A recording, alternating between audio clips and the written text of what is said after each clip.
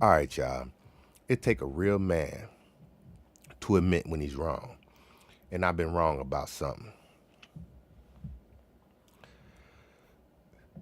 I've been so busy focusing on doing these videos. First off, let me say a lot has changed in my life over the past few years since I started doing videos in general. And this is all important to what I'm about to talk about because today I'm about to talk about expectations. And for me, my expectations on most things that I do is very high. Now, over the course of these past few years, I've been focusing on trying to get my equipment better, my sound better, my video, everything better. And I noticed once I spent more money on a camera or a microphone or my computer, I started expecting the quality of my work to go up. And whenever I was in an area where I couldn't get the best background, which if you look, I'm turning this into my new man cave. I want y'all to kind of look at it and see where I'm headed with this environment. But right now, this is just a storage closet. But excuse me, I'm gonna be taking the storage closet apart and making it my man cave so I can produce these videos and things of that nature. But what I want you to notice is expectations drive everything. And this ex hold on real quick.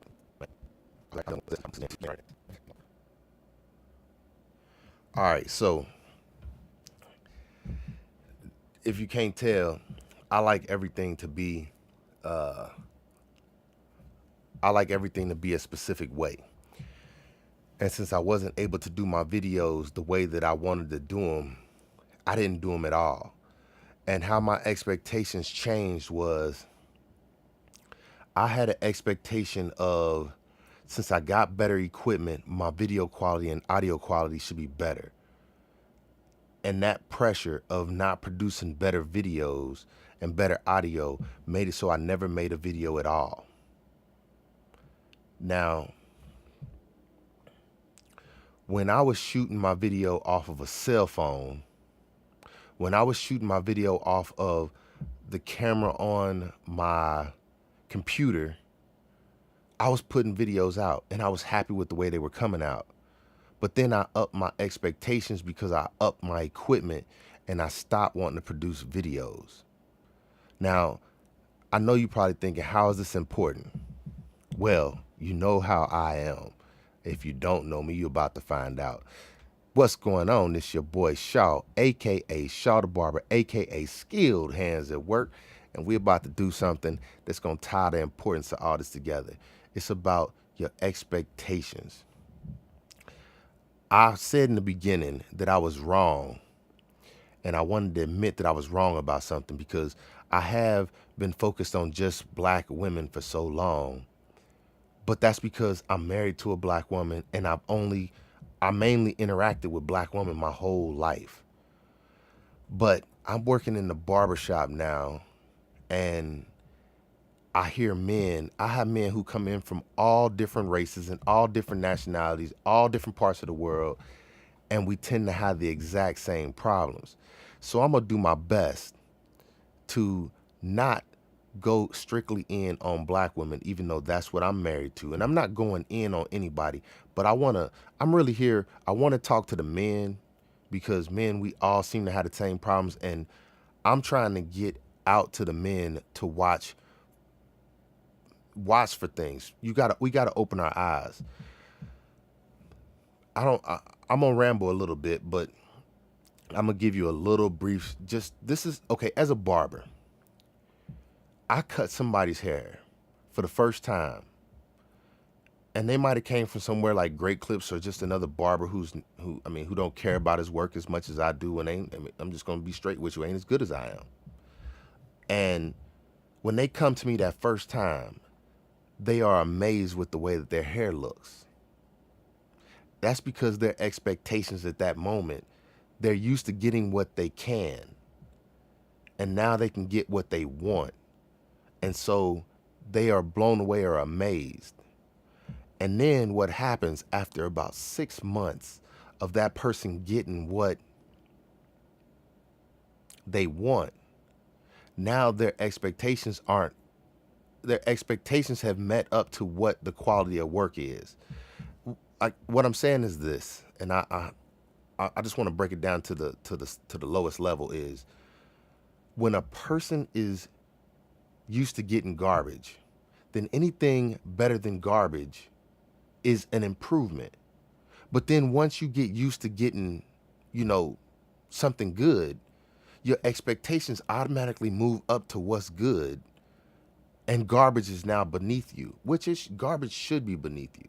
But let's tie this into men and women, because I use barbering in a lot of scenarios, and what I notice is somebody who was blown away, they get the same haircut 6 months later, and now they're that person that's picky in the mirror, like doing the back and forth, back and forth. The quality hasn't changed, just your expectations have risen.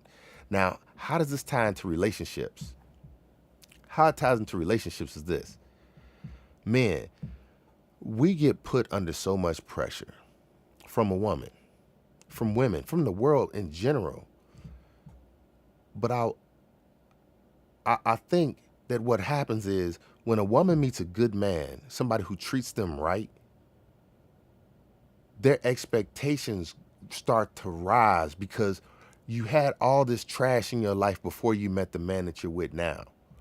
And then once you marry him, you feel like you don't have to work anymore.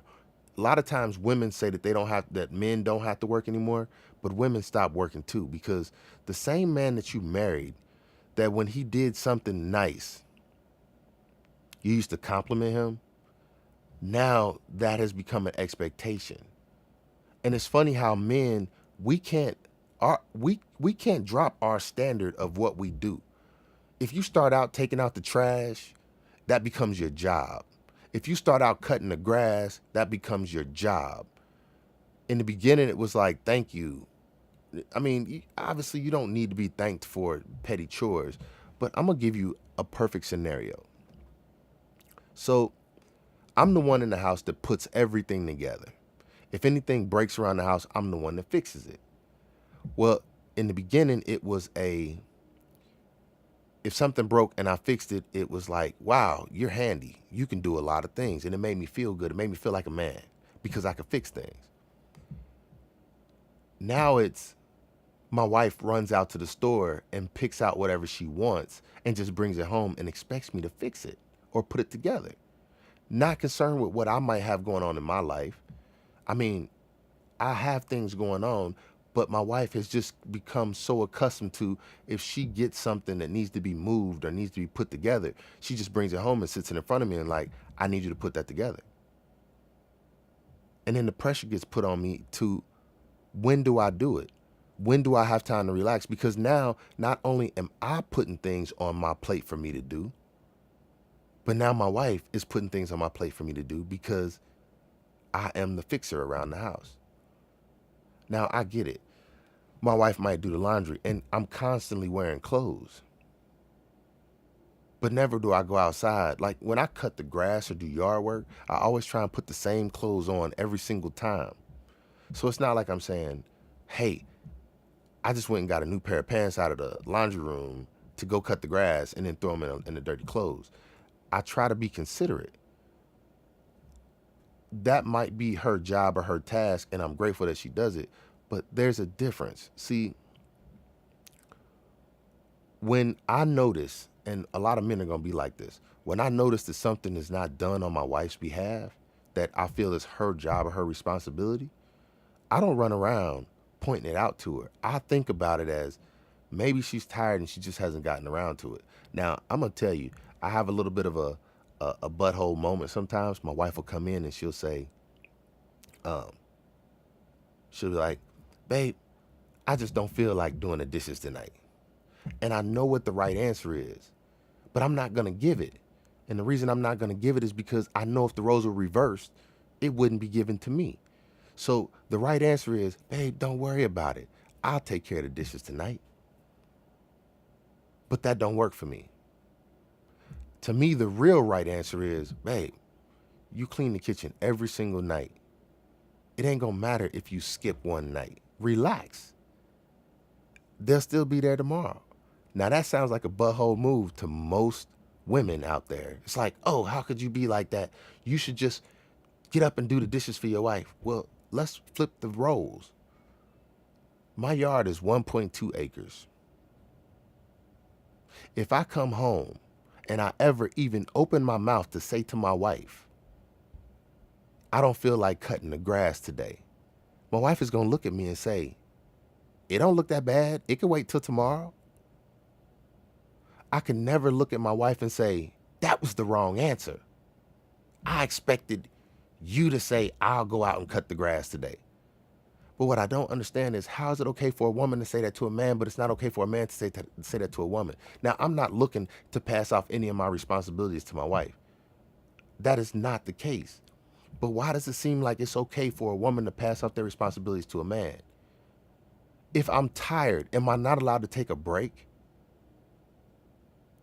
The sad thing is that all of us men go through this. I sit and listen to guys in the barbershop, and I went in today and I was having a bad day. And I shared my story with a couple guys, because that's the great thing about being in the barbershop, is you have a place to share your stories and to let your frustrations go.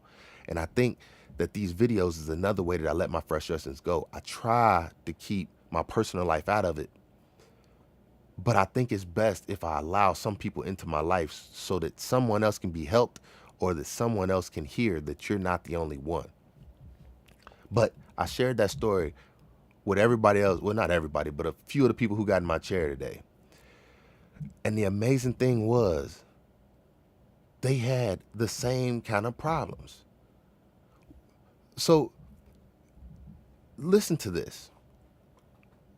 A lot of men seem to have problems with their wives having problems with their mothers. Like driving a wedge between, they don't want the son to be too close to the mother. I think they feel threatened. Kind of like there's only one queen bee in an ant hive, or a ant colony, because there's not enough room for more than one queen. And I believe in society that women, not all women, but a lot of women, feel threatened because either the mother still wants to be in control of the son's life, or the wife just wants the mother not to be in the picture so that she can be in control. Because women are constantly fighting for control of a household. I'm going to say that part for another video. I'm not trying to go into that. I want to go into just staying the ungrateful. But we're sitting here and we're talking in the shop, and all the men who come in seem to have the same problem. And I always give the same advice. Me and my wife, we might have all kinds of problems, but they're all small problems, nothing major. But it's amazing how the small problems can seem so big. But the point that I'm trying to make is, it doesn't matter what woman you go out and find. You think you can replace the woman that you're with a new woman? I use the analogy of cars, used cars, because once you start getting up in age, you're not gonna find any women out there that are brand new. They're all gonna be used. And when I say used, they're gonna have some baggage that comes with them. And I don't mean baggage in a bad way, but everybody has flaws. You're not gonna find anybody that doesn't. So it's like a used car. The problem is the car that I have right now, I know what problems I have with the car. I know, when you get that car and it's like, oh, the window's stuck, and you just wiggle your key a little bit, and then you play with the up and down on the window, you wiggle the key a little more, and then the window start rolling. And you know that. That's your thing. Or when it don't start, you like, oh man, I know I just gotta feather that gas a little bit and hit that key, and it'll start going for you. But if you get that car to somebody else, they won't know how to start it, or they won't know how to fix your windows. And it's like, that's your car. You spent years. I spent 11 years with my car, my wife. And I know what her problems are. I know what her flaws are. I know what issues I have with her. And it's much easier to deal with her issues than it is to go out here and try and find somebody else and find out that their issues are much different and much worse. See, my car, The windows just won't go up and down. But if I go out here and buy a new one, or a used one, excuse me, off the lot or off of somebody else, I might have a blown head gasket. It could be a woman with serious STDs that don't want to tell you about it. It could be someone with drug problems, spending problems. You know, the thing I love to say the most is they say the grass is green on the other side. And you know it's possible that the grass is green on the other side. But the one thing you fail to realize is the water bill probably higher too. See, so we all have the same issues. And instead of us sitting around complaining about the issues, we need to work together, guys, on how to solve these issues. We need to share what we do to get through our issues. And men, it would only be smart if you listen to other men who are going through the same problems. Now, don't listen to that bum dude that's telling you, let's hit the club, or that bum dude that's telling you, let's go find somebody else. No, that's not the answer. You have to learn how to work with what you have and make the best out of it. Any car can be made to run, even a broke down car. You just have to know how to get the best out of it. Now, we kind of ran off a topic a little bit because appreciation and your expectations, after you've been with a woman for so long and they gotten used to what you do, they start to not tell you how much they appreciate you anymore. I ain't figured that one out yet. But the problem I had with my wife today, I sit and I wonder. Because I'll put it like this. She knew she was wrong for the comment that she made. She wouldn't admit to it, but she fixed it. She knew I busted my butt to get things together for her, but she couldn't bring herself to say I was wrong, and that's okay. I know my wife is not going to admit when she's wrong. It's hard for me to admit when I'm wrong, but I mean, I'm sure I'm very rarely wrong, but it happens every now and then. And I'm sure that's how my wife feels too. And see, I think that's the reason why my wife is the way she is because it's hard to deal with a person like me who's very rarely wrong. I speak off of facts. I don't speak off of emotions. I mean, when I'm in a disagreement, some of this stuff is opinion based, and it seems like facts, as many men as go through the problems as I meet every day. But I'm going to start doing these interviews in the barbershop. And men, I want you to tell me, what kind of questions do you want to hear? Women, if you want to hear what men think, you don't have to just hear it from me. I talk to guys every single day in the barbershop, and I'm trying to bring barbershop talk to life. And I want y'all to hear what men have to say. I guess it's not gonna matter, but I am realizing it's not a black woman thing. It's not a colored thing. It's a woman thing. It's a difference between men and women. The words that I'm saying right now, men, you are gonna hear it just for the words that I'm saying. And women are gonna be listening in, and they're gonna spin it and read between the lines and everything else. And they're never gonna hear a word that I have to say. And then it's going to be one or two women who are going to be like, I agree with you, brother. I agree. But for the most part, most women are not going to understand the word that I'm saying. And that's just because men and women, we speak two foreign languages. So I want to hear what you have to think. This time I rambled. This is the first time I've done a video, actual video where I'm just talking. I'm not going to edit this. I'm going to edit a little bit of it because in the beginning I made some mistakes with my focusing and stuff. But I'm going to just put this up. And I want y'all to tell me what y'all think. This is what my background looks like now. I'm going to change this up. But I realize I just got to get out here and do my videos and put the information out. And y'all just watch me as I grow. I'm not perfect. And there's nothing about me that's perfect. My videos ain't going to be perfect. But I'm going to show y'all who I am. And I'm going to bring the information like I get it. And I hope y'all get it. But anyway, I can't talk on here forever, even though I wish I could reach out to some of y'all and have a real conversation with y'all. I can't do that. I mean, I guess I could, but it's gonna be some time. But y'all gonna start seeing these videos. I'm gonna keep on making them. This your boy, Shaw, aka Shaw the Barber, aka Skilled Hands at Work. Look me up on Instagram at Shaw the Barber. Boom. I'll have it up in the down below or something. I don't know. I'm just gonna put this video up tonight. I ain't gonna play around. I'm gonna try to get on here and do this on a regular basis. But look me up at Shaw the Barber on Instagram. Shaw Speaks on Facebook. You can find me on here. I'm gonna try and do a couple videos a week. Every time a hot topic come up in the barbershop, I'm gonna be bringing it to y'all. This Shaw Speaks, and we doing barbershop talk. I'm gonna get them videos at y'all. Hit me up. Give me a thumbs up if you like it. If you don't, give me a thumbs down. It goes the same for me. It don't really matter. But I love all y'all, and I'm gonna start making these videos on a regular. And we gonna get into some real talk. I'm gonna talk about my relationship with my wife. I'm gonna talk about the relationships of people who are here in the barbershop, and I'm gonna bring it to y'all. This your boy Shaw, aka Shaw the Barber, aka Skilled Hands at Work, and we out.